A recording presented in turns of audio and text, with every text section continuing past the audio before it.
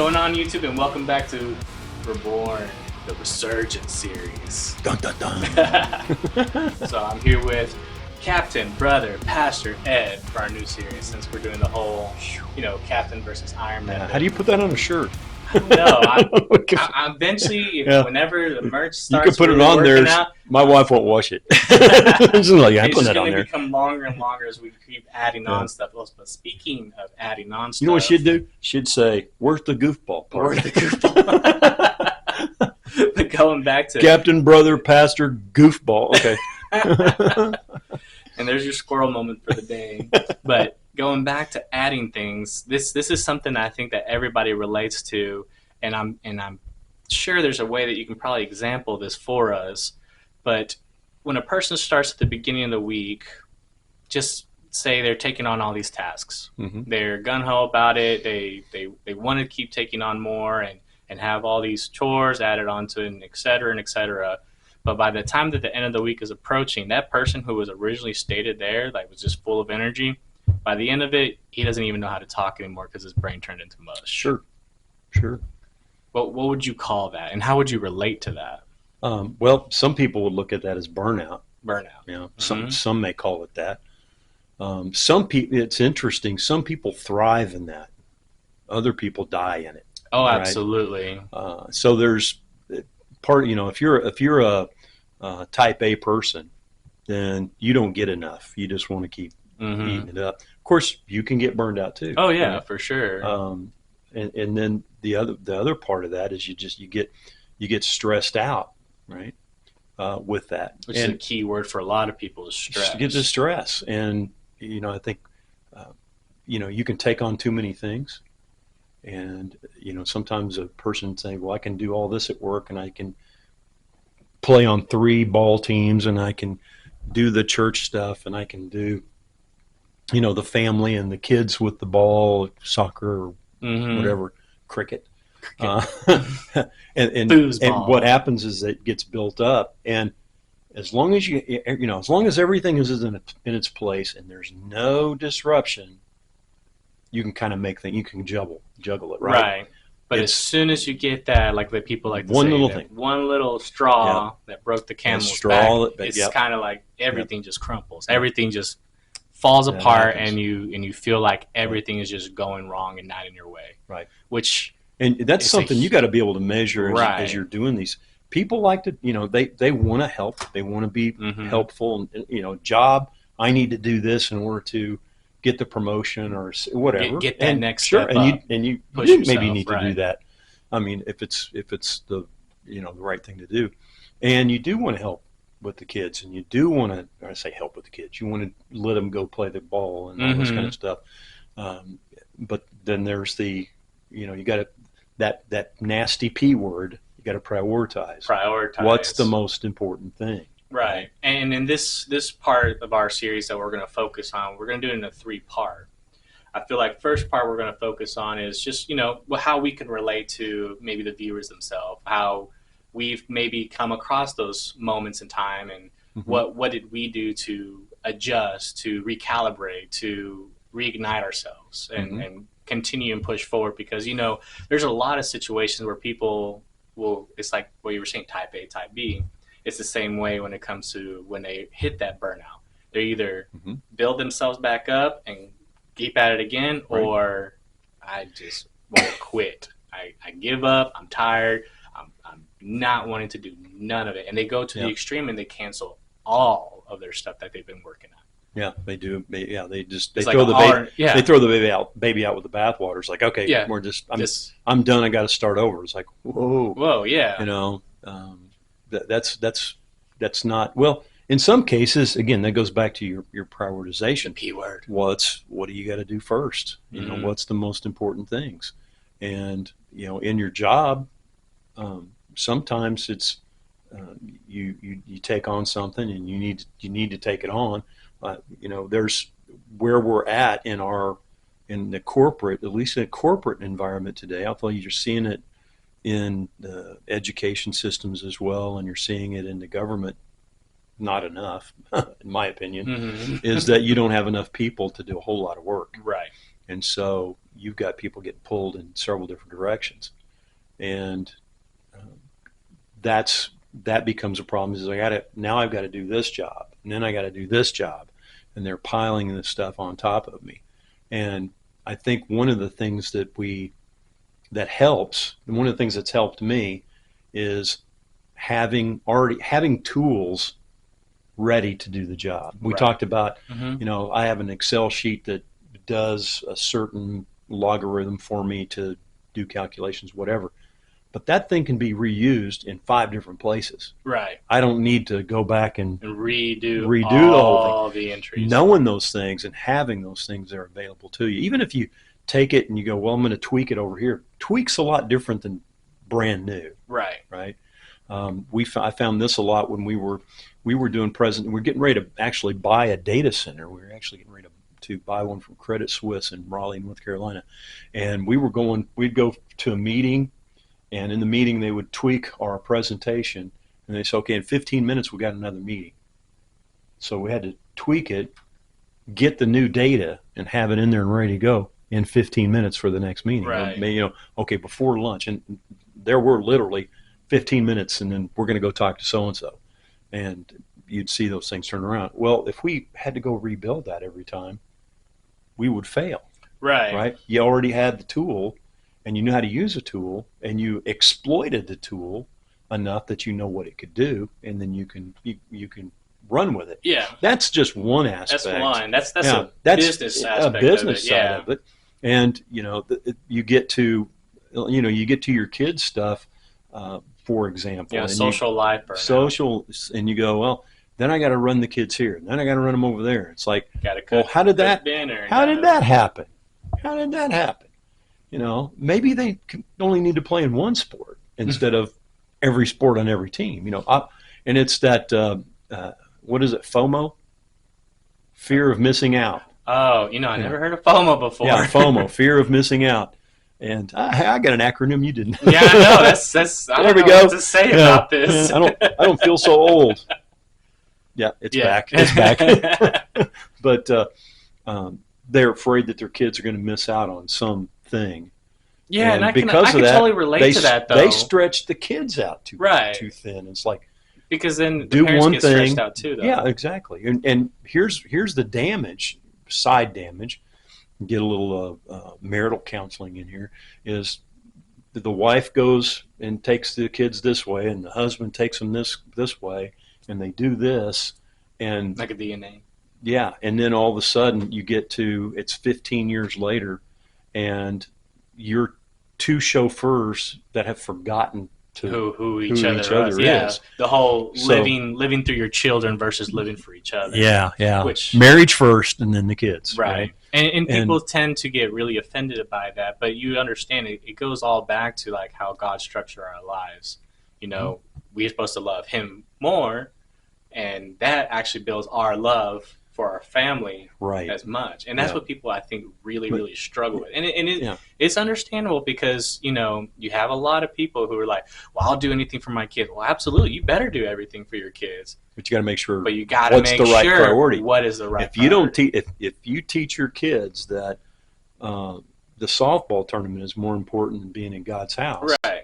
They're going to take that with them. Yeah, but let's focus for part 3. That's okay. We want our audience to build into what we have. Those are the things that those are parallel. We don't even think about when they got to play this and they got to play that. It's like, no, they don't. I can honestly say, based off of my life history, and actually it feels like a repeat now.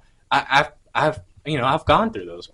So you're saying that history repeats itself if you're not paying attention. Right, absolutely. Yeah. Except my childhood experience was more, I was into the sports, being in the sports, the FOMO. I'm hip now. That's also goofball FOMO. Goofball FOMO. But it was a thing that I didn't want to miss out. I had my friends. My friends are doing this. I want to go do it with them and stuff.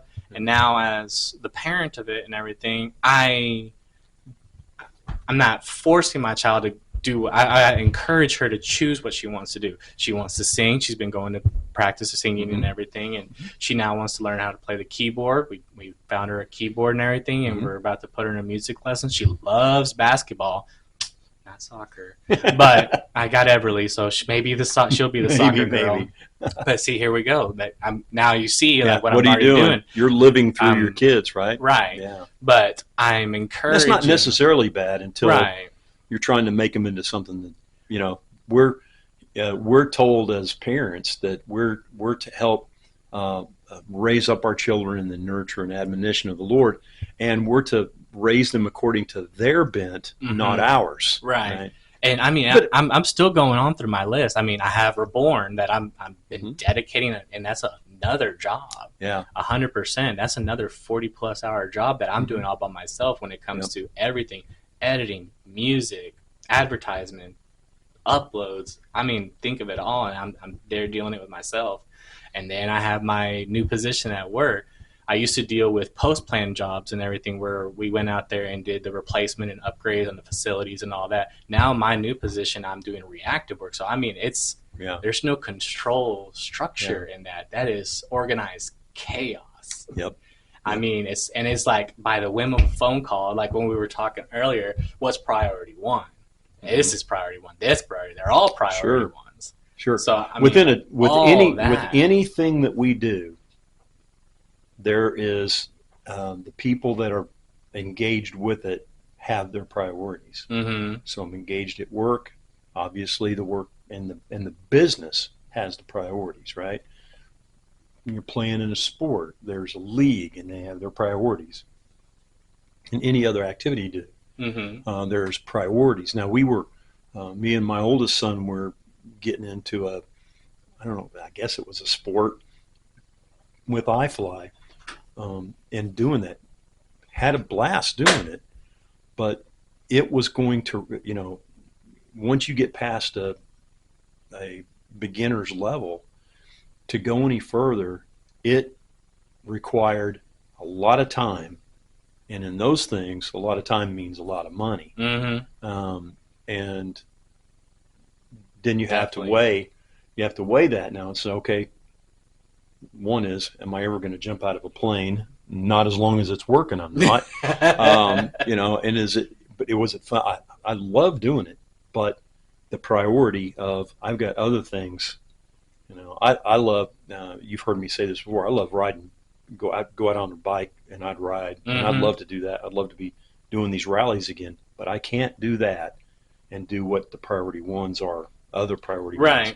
And so that's where sometimes you have to, I know this is going to be, sometimes you have to say no to your kids. Sometimes you have to say no to yourself. That's the hard part. Oh, yeah. And that's where something I hope everybody relates to, especially listening into this, is that we all go through it. Sure. I mean, it's not something that you can postpone. It's not something that's like you can't avoid it. It's pretty much the Grim Reaper of your life. It's inevitable. Yeah. Well, you want to again. You don't want to, that FOMO. The FOMO. You're afraid of that, and it's like, there might be something there. Yeah, but there might not be either. Yeah. Let's think of it. Here we go. You ever heard of Schrodinger's cat? Oh yeah. Yeah. Let's think of it. Until you open the box, you assume it's alive. Right? Exactly. That's how you should think of it. Like, are you going to miss out something important? Maybe. Are you not? Maybe. Yeah. Are you affected and going to be able to operate any differently whenever you do or do not? No. Don't we glamorize when we start thinking about this? We glamorize the thing. I'm going to go out. There was a day. This isn't it.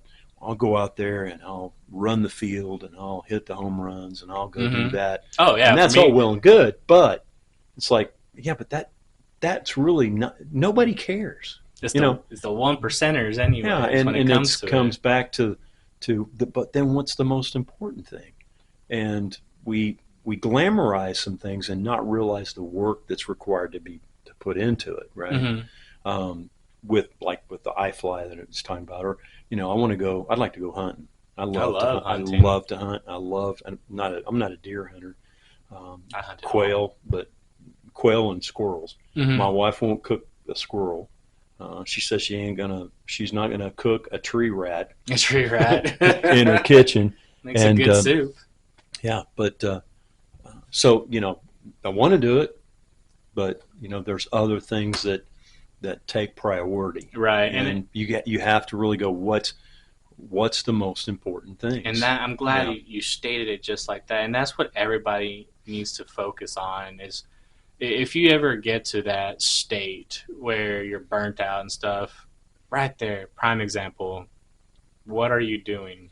Where are you prioritizing your stuff? Yeah, what can you back off on? Right. And then How do I resolve it? how do you retool what Right. you're doing? Sometimes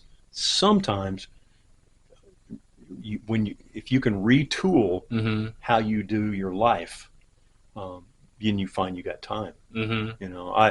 I'm a part of my business is process management, lean processing, Kaizen, all that kind of Mhm. stuff. So everything can be improved. Right. And I was telling, we were doing a leadership conference, and I go, just to let you know that sometimes it's just in you what you do in process. Before we bought the house that we live in now, when we went into the bedroom, I looked at the bedroom and the master bath, and then there's a walk-in closet, and I looked at what's my process, and I did it at the other place too, which actually worked better than where we're at now, but it still works. Go in and brush my teeth, shave, do the shower, go into the closet, and get my clothes on. And when I left the bathroom, I never had to go back. Mm-hmm. But that's what I did over here. Okay, what am I going to have to do? Okay, I can do the same thing here.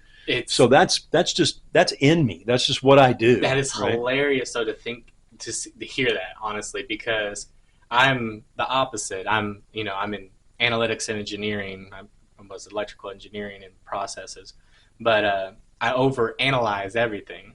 Yeah. So, and that's my curse and everything, because we've had this talk when I've been building Reborn from the ground up, Mhm. and presenting this and what I'm wanting to do, and you saw as like the semantics of it. It was too much. I went from one single floral to this weed that just spread everywhere, Yeah. because I wanted to take on way more Yeah. than I wanted to, and I have cut back on a lot of future projects, and not cut back, but I set them to the side. Yeah.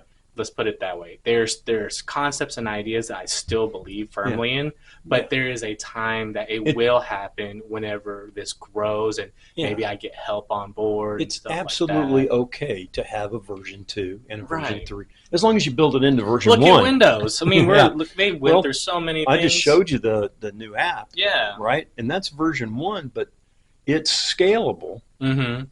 with what it is, and that's Right. what you want to do. Is you want to be Right. able to, can I scale this with my life? Can I, if there's a disruption, and then the other part of this whole thinking of disruption is if I'm always operating at a 9, nothing can happen, Mm-hmm. because not just am I overwhelmed, the emotions that I try to keep in check come up too. So and emotions can control your actions, if I can- 110%. if I think, well, if I get overstressed, I'm going to get short with people. I'm going to get mean and all that stuff.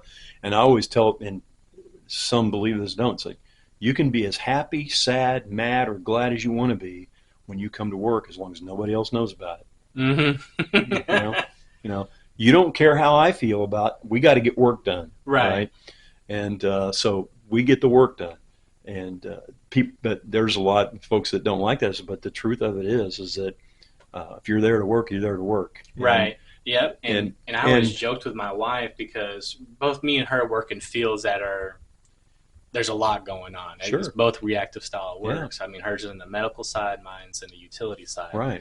And I always joked with her when she comes home, was like, make sure you check your attitude and everything at the door before you come inside, because we both have that tendency where we're overstimulated, and that's a good way to put it. Overstimulated from what you had to deal with that day.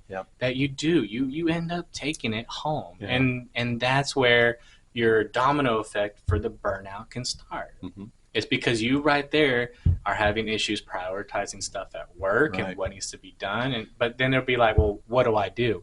You are the responsible one for that. You're the Mhm. adult. Yeah. You know what you're taking on. You know what actions that need to be done in Right. your work environment, and you know what needs to be done at home. The thing is if you feel like you have too much things at home, why don't you mention it? Why don't you say something? Maybe there's something in there that you really don't need to do. Yeah. And stuff. And Yeah. if you take away that one thing, then you're firing back on Yeah. all cylinders and you're happy as you can be again. We had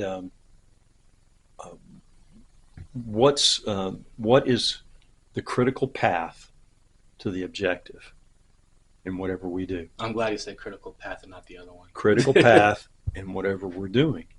And when you think, okay, and if you think of that in relationship to priorities and prioritizing things, then you say, okay, I'll use a job first. You go, and we used to use it. What do we need to do to get the system up? What's in the critical path to get the system Mhm. up? And if it's not part of critical path, push it aside, right? And when you get that kind of mindset of what's in the critical path, and okay, what do we want tonight? We want to sit down and enjoy this. What's in the critical path that will keep me from doing that, Mhm. right? What can I push aside? What's not that? And there you're prioritizing. Yeah. What's my goal? Now, obviously, you can go. I want to sit down with my wife and watch a movie and eat some pizza, and then you get called out. Mhm. But you have that. You know how to get to that, Mhm. right? So it's not every day or every day and of every week. You don't know what the critical path is to get there. You know what it is. If you get disrupted, you can get back to it. But if everything's just all messed up, everything's chaos, you go, that's what I want to get to, but I don't know how to get there, right? And so what do I need to do? Well, we need to sit down and be able to have a Friday night or a Saturday night or something like that. But we got the kids, playing soccer, volleyball, or whatever. Okay, well, there's a way to fix that. Mhm. There's 5 other days of the week that they can do this. Right. And by the way, when we don't realize how much stress we put on kids. I know kids that were playing in 3 different leagues Mhm. all the time. Plus, they were doing sports at school, Mhm. and they had other things going on. And so, what's the critical path? Good grades is the critical Right. path. I mean, you could tell the parents to go, hey, listen, you might think that little Johnny is going to be a pro football star, but we've watched him. Watch the tape. Yeah. Right? And it's fun, and you want them to have that. Right. But they need to. When I tell, when my kids were growing up, and my daughter asked, she wanted to get in a softball league. She never played softball, and she goes, "I want a softball league." Says, as long as you don't play on Sunday. She goes, okay. And so she played, and it was fun to watch her play. But there was the limitations. She got a job working over at a Mexican restaurant over in Mansfield, as far as I'll say it. I think I know which one. Yeah, and she was over there working there, and she had told him when she went to work there, she goes, can't work Sundays. And they said, no problem. Well, turnover and stuff, and new manager, and they said, you're working Sundays. And she called and said, what do I do? I said, you ain't working Sundays. Mm-hmm. And so she told him on Friday, she goes, I can't work Sunday. Or, well, you're booked to work Sunday. She worked Saturday. She wasn't there Sunday. They fired her Monday. Sunday night. Oh. They fired her Sunday. Well, they fired her actually Saturday because she said she wasn't coming in. Mm. And hired her back Monday. And never booked her again for that to work there. And it's crazy when you stand your ground in something, how much an impact it makes. And we're kind of, I don't want to get off track because I got a testimony on that's really just incredible. Incredible to me. When I look back on it, I go, gosh, God was in that. I was so stupid and he was so good. But prioritize and know what's first. And you've heard people say, when you put God first, everything else will fall in place. Mm-hmm. But when God's not first, nothing's in place. Right. And when God comes first and our thoughts, I mean, just and not mechanically, but God's in our thoughts and in our hearts first. I get up in the morning. If that's your time when you read, I'm going to get up and read. That's I'm going to study and I'm going to pray. And I'm going to, here's the thing, when I'm at work, I'm not putting it on or taking it off. It's just who I am. You've heard me use the example. When I go to work, I'm still married. Yeah. We I don't talked go about that in our Godcast episodes. Yeah, remember, I don't take the ring off and go, hey, I'm not married right now. Yes, you are. Yeah. And you make decisions there at your job, consciously or subconsciously, in relationship to that relationship. Yeah. Right? And how it corresponds to that relationship, I should put it that way. And that's how, as we're moving forward, and I think, what causes the stress, we don't have the tools that to be able to deal with things quickly, and we don't have, our priorities sometimes get skewed on what's the most important thing. And the most simplistic way I can probably put this, and we'll see if you agree or disagree, it is the most simplistic way I can probably tell you is that you remember those bracelets, WWJD? Yeah. As corny as this sounds, you really it does have a meaning in what you need to do, and if you're overstimulated, burnt out, worn out, where is your life really being focused? Is it being in a selfish manner, or are you trying to pull it towards a Christian biblical manner? A Christian worldview and lifestyle. Christian worldview. So